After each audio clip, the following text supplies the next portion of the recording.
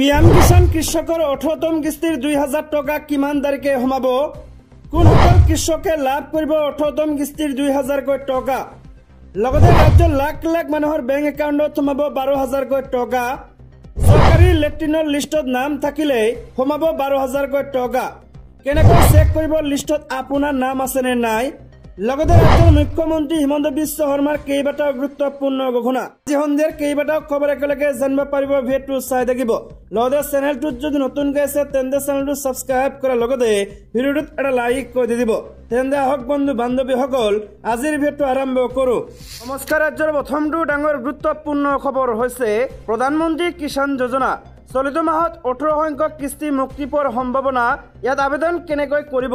শেহতীয়াকৈ সপ্তদশ কিস্তি মুকলি হোৱাৰ পিছত এতিয়া হিতাধিকাৰী কৃষকসকলে পিএম কিষাণ সন্মান নিধি যোজনাৰ পৰৱৰ্তী কিস্তিৰ বাবে অপেক্ষা কৰি আছে।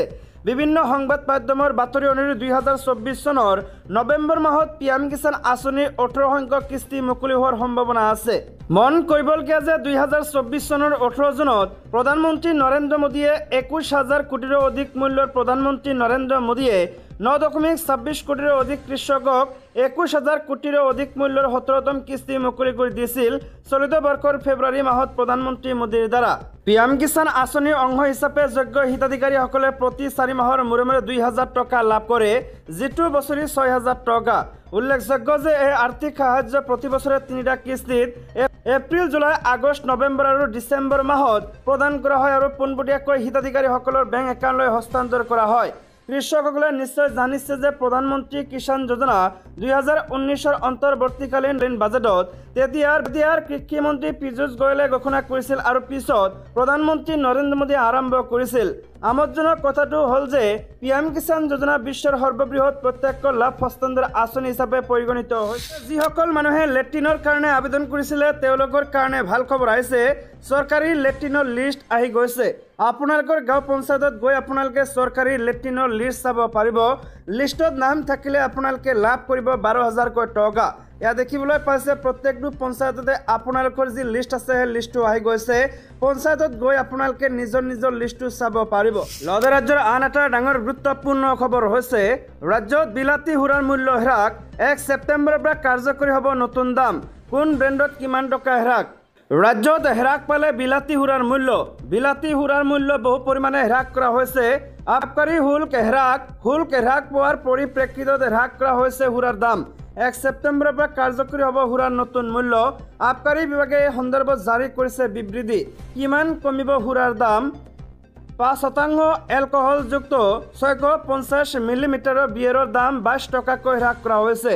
5%ৰ অধিক এলকহলযুক্ত 650 মিলিমিটাৰ বিয়েৰৰ দাম 36 টকাকৈ হ্ৰাস। জেনেৰেল ব্ৰেণ্ডৰ 750 মিলিমিটাৰৰ দামত 117 টকা হ্ৰাস।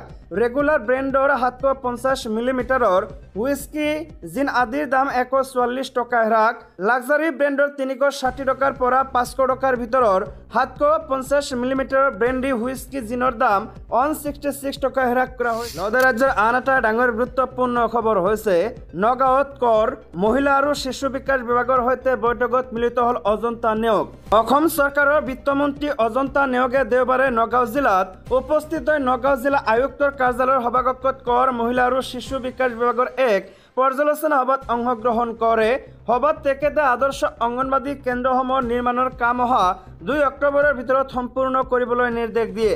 লগতে আদৰ্শ অংগনবাদী কেন্দ্ৰ নিৰ্মাণ কৰিবলৈ থকা কনষ্ট্ৰাকশ্যন কমিটি আৰু মাটিৰ সমস্যাৰ সমাধান অহা 7 দিনৰ ভিতৰত কৰিবলৈ কয়।